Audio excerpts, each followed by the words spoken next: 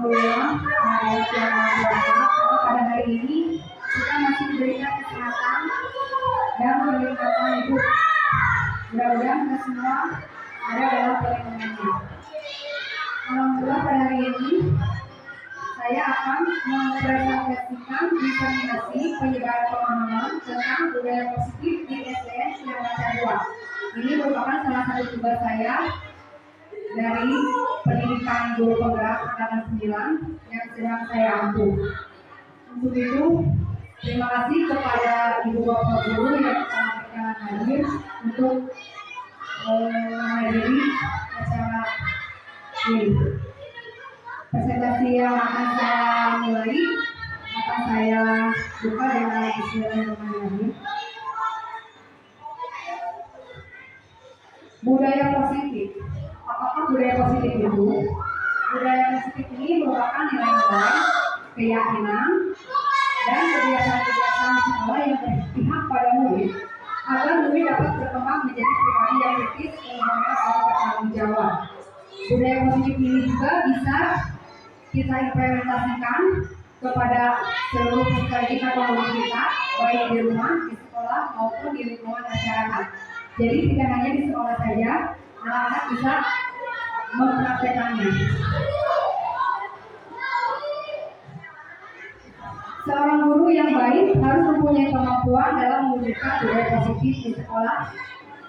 Budaya positif tersebut dapat diwujudkan dengan menerapkan konsep-konsep inti budaya positif, yaitu mengikuti di sini ada disiplin positif, nilai-nilai kebajikan, motivasi perilaku manusia, kebutuhan dasar manusia, posisi kontrol, keyakinan kelas, dan segitiga institusi. Yang dimana akan saya kupas satu persatu. Untuk poin konsep inti budaya positif yang pertama di sini adalah disiplin positif. Disiplin positif ini adalah suatu cara dalam penerapan disiplin yang mengajarkan anak-anak bertanggung jawab dan menumbuhkan kesadaran diri dan nilai-nilai kebajikan lebih ke arah disiplin diri yang dapat mengontrol diri dalam melakukan segala tindakan. Terus dapat membuat murid memahami dan menyadari berdasarkan motivasi internal, bukan paksaan, pujian atau hukuman. Jadi anak-anak di sini melakukan disiplin positif ini bukan tanpa paksaan, melainkan karena keyakinan atau kesadaran yang ada dalam motivasi diri mereka sendiri. Di dalam poin-poin budaya positif ada nilai-nilai kebajikan, yaitu nilai yang disepakati bersama, lepas dari suku bangsa, agama, bahasa maupun latar belakang dari peserta didik tersebut. Contoh nilai kebajikan di institusi sekolah atau organisasi yaitu profil pelajar Pancasila, beriman dan bertakwa pada Tuhan Yang Maha Esa, berakhlak mulia, berkebinekaan global, gotong royong, mandiri, kreatif, dan bernalar kritis. Itu merupakan dimensi atau dasar dari profil pelajar Pancasila. Dan yang kedua, Indo Primary Years Program atau PYP, yaitu toleransi, rasa hormat, integritas, mandiri, menghargai, antusias, empati, keingintahuan, kreativitas, kerjasama, percaya diri, dan komitmen. Yang ketiga adalah keterampilan hidup atau life skill, di mana dapat dipercaya, lurus hati, penilaian aktif, tidak merendahkan yang lain dan memberikan yang terbaik dari diri. Ini merupakan contoh nilai kebajikan yang ada di institusi atau organisasi. Poin berikutnya yaitu motivasi perilaku manusia, hukuman dan perendahan, di mana motivasi ini ada atau berkembang dan tumbuh dari motivasi eksternal dan motivasi internal, di mana untuk motivasi eksternal untuk menghindari ketidaknyamanan hukuman dan untuk mendapatkan imbalan dan penghargaan dari orang lain.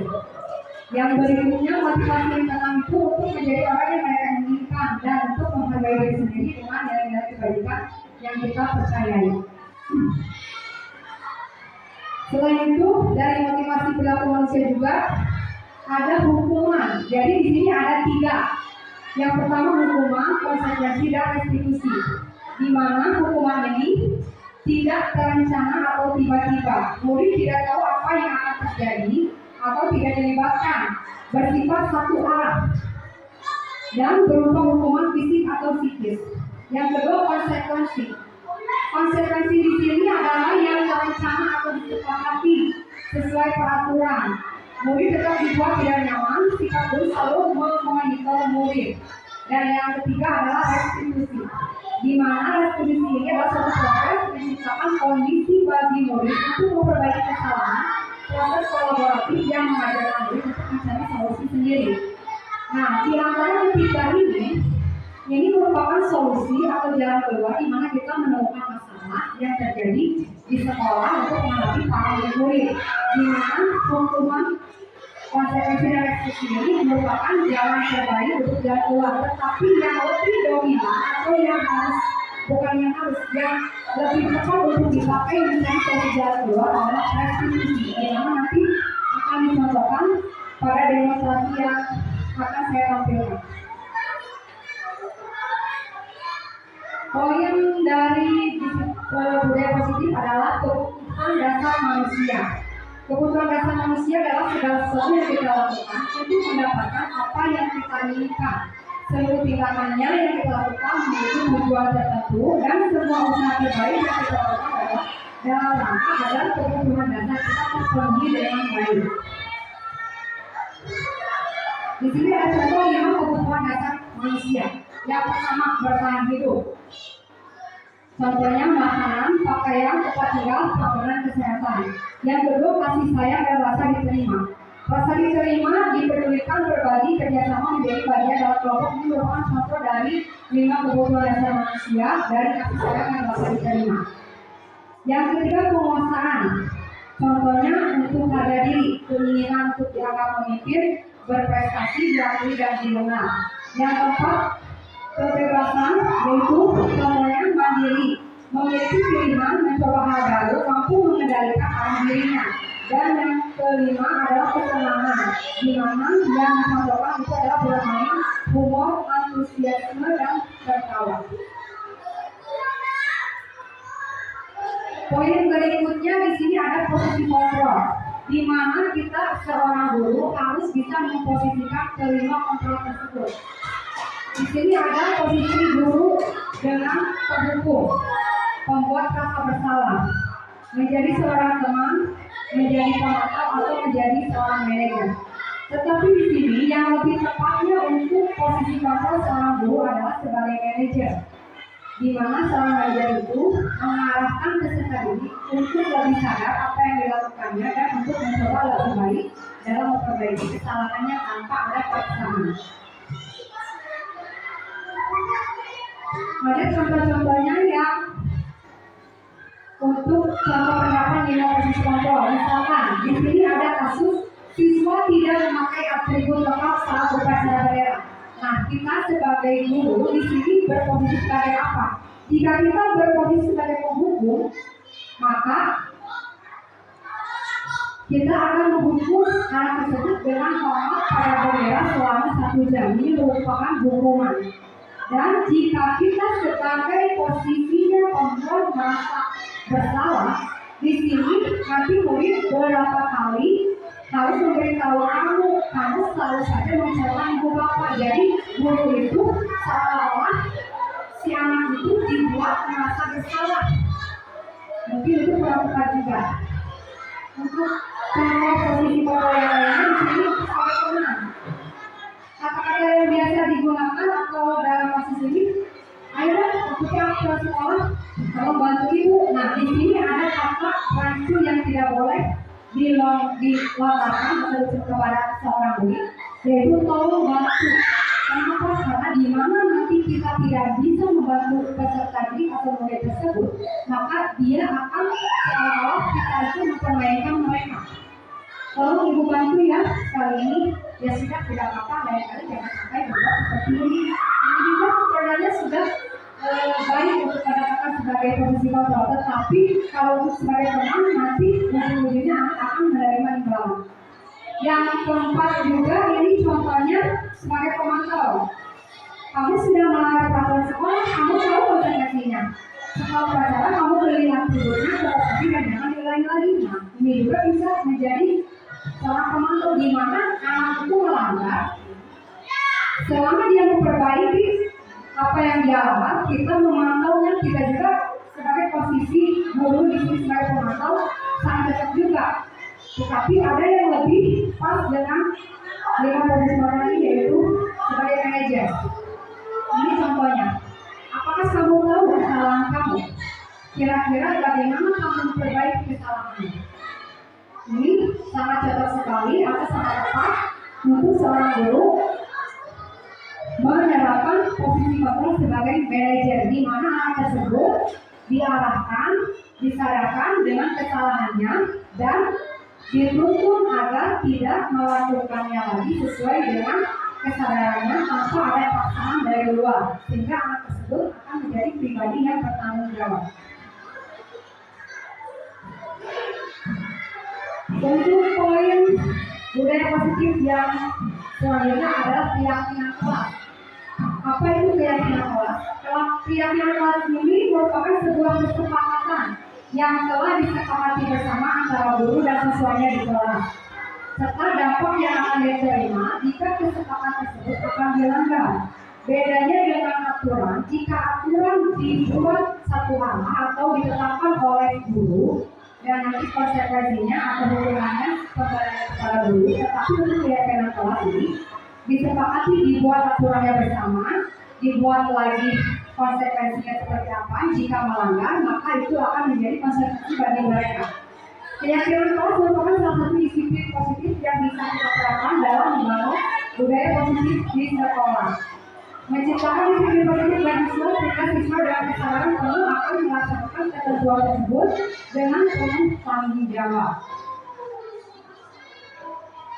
Untuk pembentukan keyakinan kelas, di sini bersifat abstrak, berupa pernyataan universal dibuat dalam pernyataan positif. Sedikit saja agar mudah diingat, sesuai dengan kondisi kelas dan sekolah, sehingga mudah diterapkan. Semua warga sekolah juga atau warga kelas dilibatkan untuk membuat keyakinan kelas. Contohnya untuk keyakinan kelas misalkan memakai kalimat positif. Untuk kesepakatannya misalkan tidak mencontek saat ulangan, tetapi itu kalimatnya masih negatif. Kita memakai dengan kalimat positif, yaitu contohnya nanti ketika ulangan kita harus bekerja sendiri atau kita harus sungguh-sungguh dalam belajar. Jadi kalimat tidaknya dihilangkan untuk membuat keyakinan kelas. Nah, yang terakhir di sini segitiga restitusi. Apa itu segitiga restitusi? Ini adalah proses menciptakan kondisi bagi murid untuk memperbaiki kesalahannya sehingga karakter mereka lebih kuat ketika kembali pada kelompoknya. Proses dialog yang dijalankan oleh guru agar dapat menghasilkan murid yang mandiri dan bertanggung jawab dan mandiri. Langkah-langkah segitiga restitusi ini meliputi menstabilkan identitas, validasi tindakan yang salah, dan menanyakan keyakinan. Nah, di sini menanyakan keyakinan itu adalah keyakinan kelas yang telah mereka buat dan mereka sepakati. Contoh menstabilkan identitas di sini berdasarkan prinsip pembuat kesalahan adalah bagian dari proses pembelajaran, di mana kita bisa mengucapkan kata-kata dalam segitiga restitusi ini, yaitu berbuat salah itu wajar, tidak ada manusia yang sempurna. Bapak ibu bapak juga pernah melakukan kesalahan seperti itu. Ibu juga tidak mau menjadi siapa yang salah, tapi ibu bapak juga ingin mencari solusi dari permasalahan ini. Kamu berhak merasa begitu. Ini merupakan kalimat yang harus diterapkan dalam menstabilkan identitas dalam segitiga restitusi. Yang kedua, validasi tindakan yang salah. Kata-kata yang bisa kita pergunakan yaitu kalimatnya, kamu pasti punya alasan mengapa melakukan hal itu. Padahal kamu bisa melakukan yang lebih dulu dari ini. Kamu patut bangga karena telah melindungi diri sesuatu yang penting buat kamu. Kamu melakukannya karena mempertahankan sesuatu yang penting. Yang terakhir, untuk menanyakan keyakinan. Apa keyakinan kita? Nilai-nilai apa yang telah disepakati bersama? Seperti apa gambaran sebuah kelas yang tidak menurut kamu? Kamu ingin menjadi kelas seperti apa? Nah, itu merupakan poin terakhir dari budaya positif yang telah saya paparkan. Di sini saya akan mempresentasikan sebuah video di mana contoh untuk posisi kontrol ada di sini.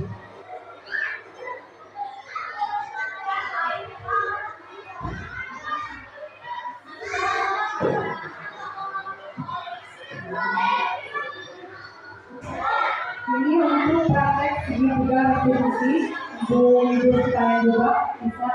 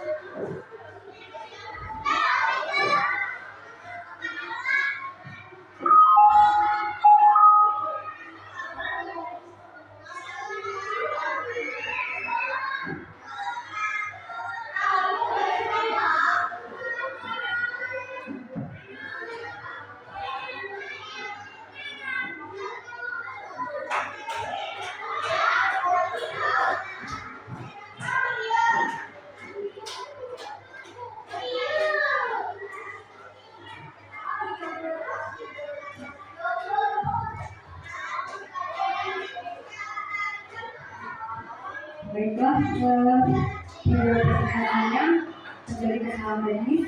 Bisa lanjut dengan pembuku. Dalam penerapan program disiplin positif, hendaknya guru memiliki standar kepribadian, profesional dan sosial yang baik, di mana guru mampu merefleksikan dirinya dalam posisi kontrol saat ini. Bagaimana perjalanannya sebagai guru atau manajer yang mampu murid-muridnya menjadi insan yang mandiri, merdeka dan bertanggung jawab sesuai dengan standar pendidikan nasional. Terima kasih untuk hari ini Bapak Ibu yang telah hadir dalam presentasi diseminasi budaya positif atau penyebaran pemahaman budaya positif di lingkungan SDN Siaranca 2 Kecamatan Banjaran.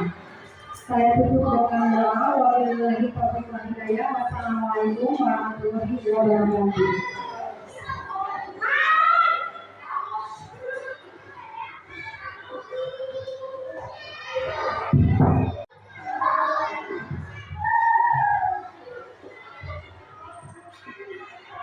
Di sini ada contoh dari video 5 posisi kontrol dan kebutuhan manusia. Silakan Bapak Ibu menyaksikan.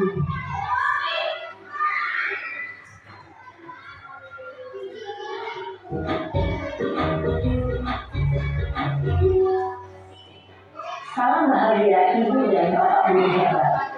Dalam penerapan disiplin positif restitusi, salah satu program yang dikembangkan adalah 5 posisi kontrol.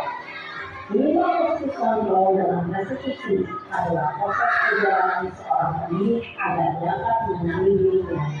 Pada video kali ini, kita akan membahas tentang 5 posisi kontrol yang dikembangkan oleh gaya dosen dan contoh penerapannya.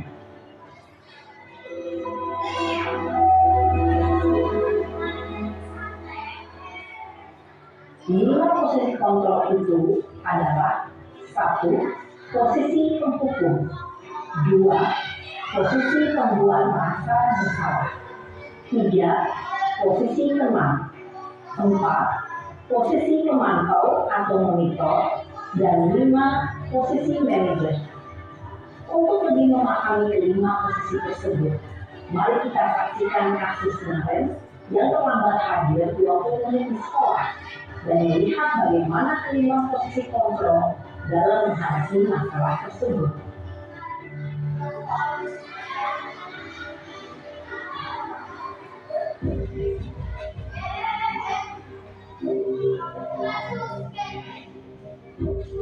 Ini merupakan contoh posisi kontrol sangat dulu sebagai pemimpin.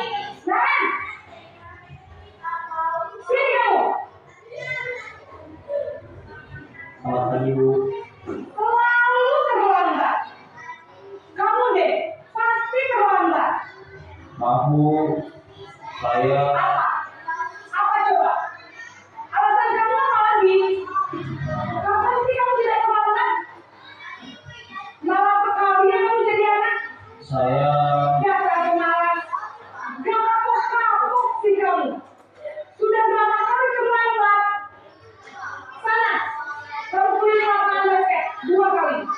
Kenapa saya harus ke lapangan basket, Bu? Di sini kalimat pokoknya adalah Kamu apa ibu? siswa tersebut Berani-beraninya disuruh mengelilingi jawab. lapangan basket. Sudah lama masih berani jawab pula.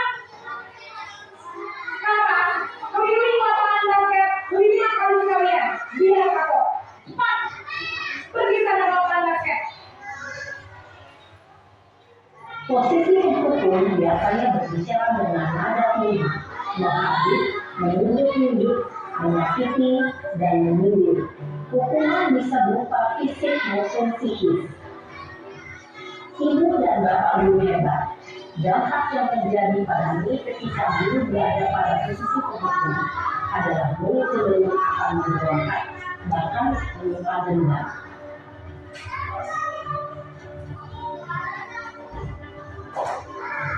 Yang kedua adalah posisi pembuat merasa bersalah. Ini merupakan contoh kasusnya yang dicari penerapan di sekolah.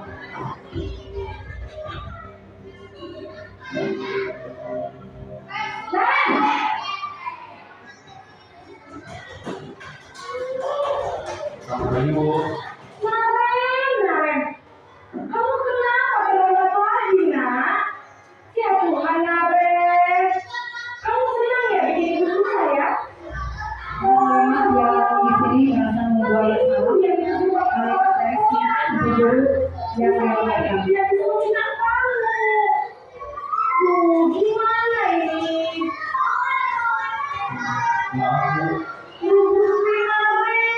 Naren. Kamu suka ya kalau ibu jemput bapak kepala sekolah? Terus, sekarang ibu harus tulis apa ya di buku absen? Ini kamu sudah sering banget loh. Ini harus apa coba? Maaf, Bu. Maaf sekali. Ya sudah, lain kali jangan bikin ibu susah lagi anak ya. Ibu tidak akan ulang lagi kalau begini terus. Bisa jantungan kalau ibu jemput bapak kepala sekolah. Sana cepat sekolah. Maaf ya, Bu. Maaf sekali.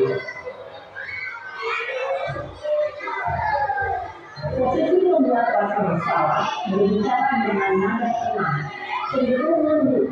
Namun kata-kata yang diucapkan membuat murid merasa menjadi orang yang gagal, memandang buruk dirinya sendiri, merasa tidak berharga, dan tidak sanggup membahagiakan orang lain.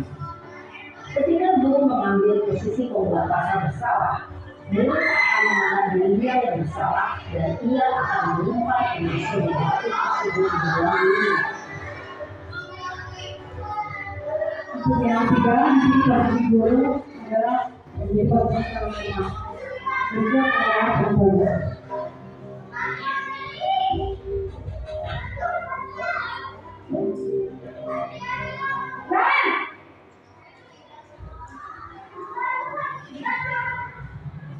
Selamat pagi, Bu. Wah, sudah jam berapa ini nak? Selamat lagi ya sayang. Iya, Bu. Habis ibu saya lupa memaafkan saya, Bu. Kamu malah menyalahkan ibu kamu. Kamu bukan anak yang lagi paling kencang. Kok terlambat sih? Iya, Bu. Saya malu tadi. Jadi, kalau bisa kencang, tetap beratin ya, Bu. Ya sudah sana nanti lain kali larinya lebih kencang lagi ya. Jangan lagi lagi. Bikin lagi demi ibu. Bisa, Bu. Ya sudah sana sekolah. Ibu beresin urusan absen kamu. Kamu ini ada saja. Dalam posisi teman, guru berbicara dengan nada suara ramah, akrab, cenderung bersenda gurau untuk menjaga suasana tetap santai. Murid akan merasa senang, aman, dan akrab dengan guru.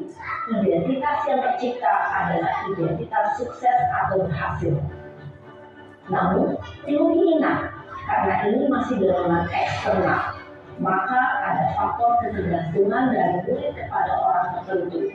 Di sini guru aksennya, sehingga di lain waktu murid bisa berperilaku baik, namun hanya kepada orang-orang tertentu saja. Posisi yang keempat di sini adalah posisi pemantau atau monitor. Berikut adalah contohnya.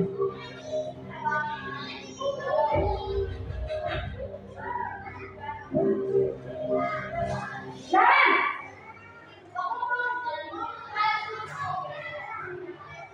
Selamat pagi Bu. Nah, Ren, apa peraturan sekolah kita tentang jam berapa kita harus masuk sekolah, nak? Kita harus di sekolah jam 7 Bu. Iya, betul. Sekarang sudah jam 7.20. Kalian sudah tahu konsekuensinya jika terlambat aja. Paham Bu, saya harus tinggal kelas pas jam istirahat selama 20 menit. Iya, benar. Konsekuensinya demikian. Jadi nanti jam 9.30 pas istirahat, kamu harus tinggal di kelas, kerjakan tugas tambahan untuk ketertinggalan kamu, ya. Baik Bu. Posisi pemantau mengandalkan penghitungan atau data untuk mengontrol murid. Guru mengarahkan murid berdasarkan peraturan dan konsekuensi. Seorang pemantau menunjukkan bahasa tubuh dan ekspresi wajah yang datar dan pendukung formal. Untuk yang terakhir di sini ada posisi guru sebagai posisi manajer. Berikut adalah contohnya.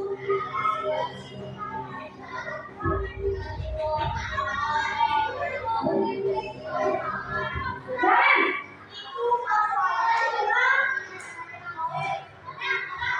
Selamat pagi Bu. Selamat pagi, Naren. Maaf Bu, saya terlambat. Iya, sekolah masuknya jam 7, sekarang sudah jam 7.20.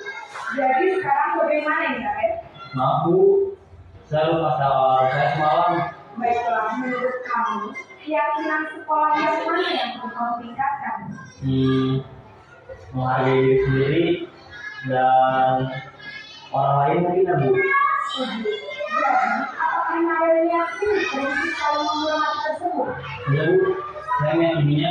Apakah Naren bersedia memperbaiki masalah keterlambatan ini? Bersedia Bu. Bagaimana kamu akan memperbaiki masalah keterlambatan ini? Saya akan coba untuk tidak lupa menyetel alat saya Bu.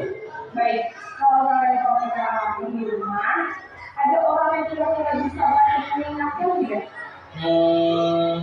Ada Bu, kata saya, Kak Emma. Ada lagi selain Kak Emma? Selain Kak Emma, ada ibu saya. Baik, jadi yang mengingatkan Naren adalah Kak Emma dan kemudian kira-kira akan mulai terawal kapan nih, Naren? Setelah pulang sekolah, akan segera saya lakukan. Baik, jadi Naren akan setel alarm untuk bangun besok pagi dan akan diingatkan oleh kakak dan ibunda Naren ya. Ada lagi yang mungkin perlu dilakukan Naren agar tidak terlambat lagi. Tidak ada Bu. Baik Naren, terima kasih untuk bersama kamu. Sekarang mau perlu kembali kepada belajar.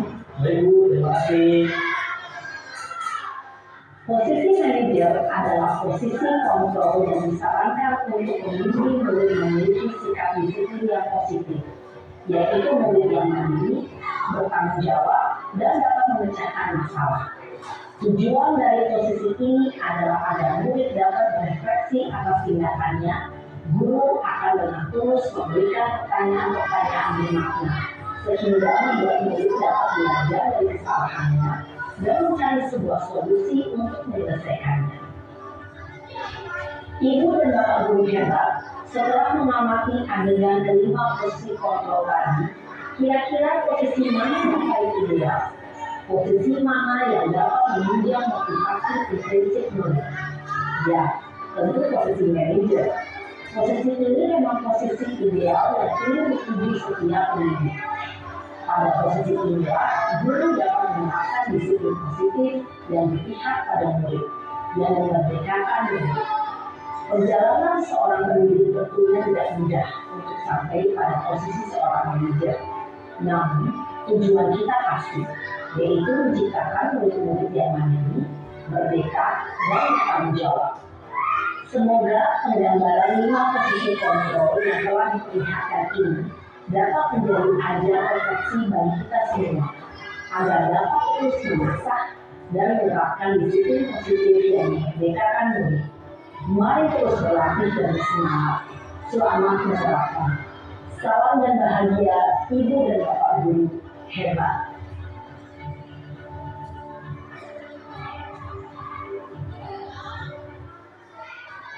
Nah, itu cuplikan atau video tentang 5 posisi kontrol yang bisa kita terapkan di sekolah kita, dan tentunya dari kelima posisi kontrol tersebut yang tentu saja tepat atau harus digunakan dan disarankan adalah posisi yang terakhir, yaitu posisi manajer, di mana kita menuntun dan mengarahkan anak untuk belajar menyadari kesalahannya dan memperbaiki kesalahannya dari dorongan dalam dirinya tanpa ada paksaan dari luar. Itu merupakan dari motivasi intrinsik. Bapak Ibu sekalian, mudah-mudahan video ini dan pemaparan materi bisa menjadi inspirasi dan merefleksikan kita bagaimana kita memposisikan kita di dalam belajar kita, di dalam kelas kita, dan tentunya untuk membangun budaya positif yang tentunya akan kita kembangkan dan wujudkan serta dilaksanakan dalam lingkungan sekolah kita di lingkungan sekolah luar. Untuk itu, terima kasih atas perhatiannya. Assalamualaikum warahmatullahi wabarakatuh.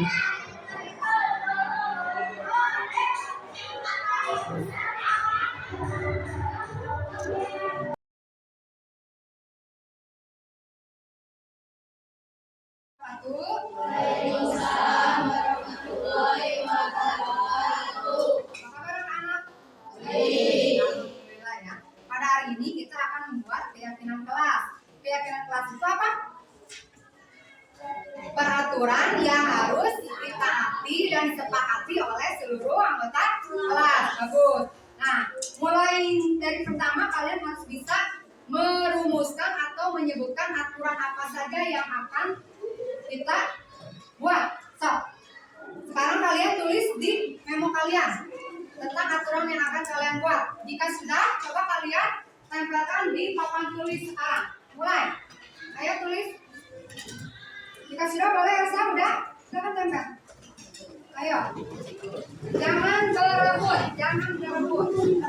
Udah nempel, kembali lagi ke bangku.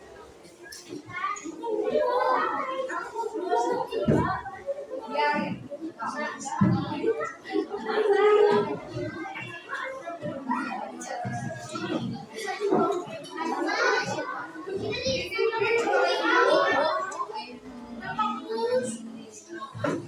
Disiplin nomor 5. Ya, kembali lagi ke bangku masing-masing. Dikasih. Ayo. Udah, nempel kembali. Udah.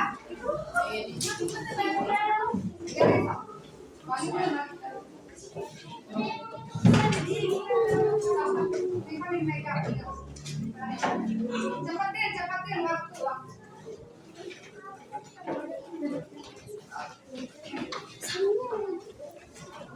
Karena senyum.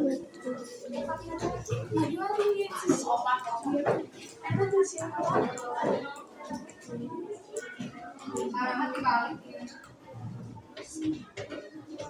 Ya, berdoa yang berempat.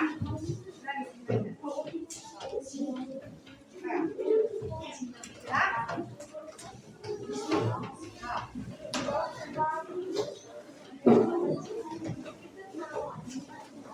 Ya.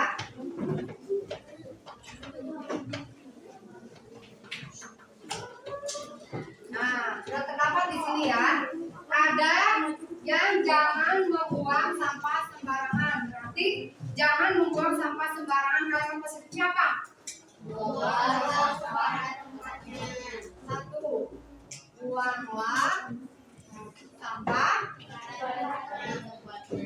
pada tempatnya. Terus ada lagi berdoa dan sebelum belajar. Berdoa sebelum belajar dan sesudah belajar.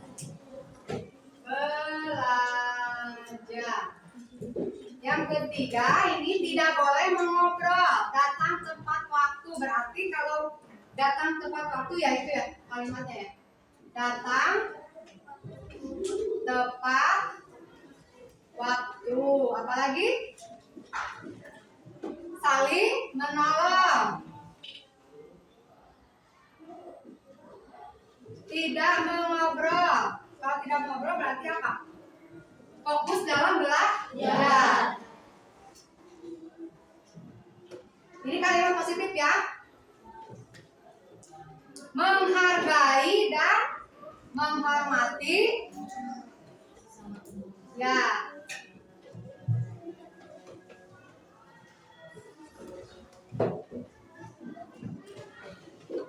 Ada lagi?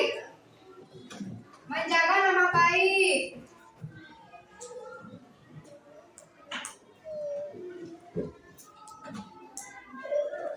Nah, dari kalimat positif ini kita bisa urutkan ke dalam nilai kebajikan. Kira-kira yang buanglah sampah itu masuknya ke mana? Oh, kalau tidak makan masuknya ke disiplin. Ini kira-kiranya nilai kebajikan apa tentang apa?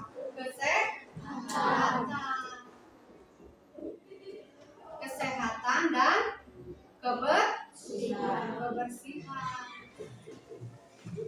Kalau berdoa apa?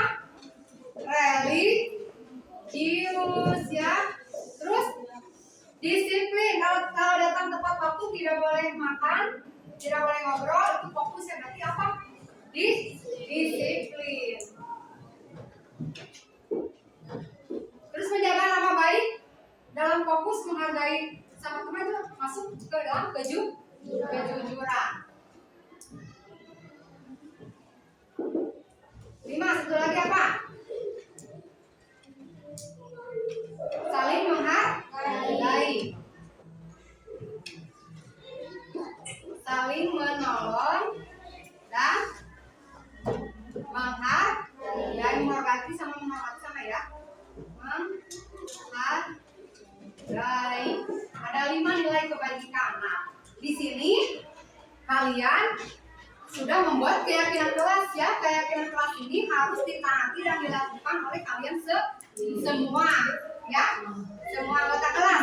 Jika melanggar berarti ada konsekuensinya. Siap kan?